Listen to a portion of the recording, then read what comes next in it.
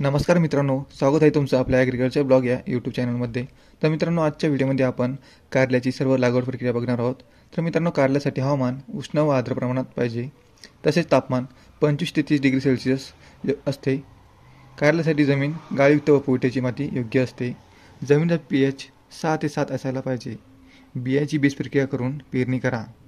उन्हाळ्यात सरी व हिवाळ्यात वाफे पद्धत सुद्धा वापरू शकता। कारल्यासाठी नायट्रोजन, फॉस्फरस, पोटॅशियम खताचा योग्य प्रमाणात वापर करा, जेणेकरून झाडांना चांगल्या प्रमाणात वाढेल।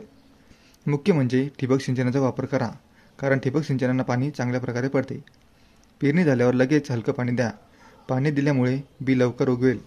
कीड नियंत्रणासाठी जैविक यंत्रणेचा वापर करा व योग्य फवारणी करा। पेरणीनंतर 55 ते 70 दिवसांनी कारले तोडण्यासाठी येतात। कारले कोवळे असले की बाजारात चांगला भाव मिळतो। प्रति हेक्टरी तुम्ही 18 ते 12 टन उत्पादन काढू शकता। कमी खर्चात अधिक उत्पादन मिळण्याची शक्यता असते। कारल्याला स्थानिक बाजारपेठेत तसेच मोठ्या शहरामध्ये चांगली मागणी असते। कारल्याचे फायदे सांगायचे झाले तर कारले रक्तातील साखर नियंत्रणाचे काम करते। तर मित्रांनो, तुम्हाला आजचा व्हिडिओ कसा वाटला कमेंट सेक्शनमध्ये नक्की सांगा आणि चॅनलवर नवीन असेल तर चॅनलला सबस्क्राईब करा। धन्यवाद। शेती म्हणजे माती नसती, शेती सोनं आहे सोनं। म्हणून शेती ऐकायची नसते तर शेती राखायची असते।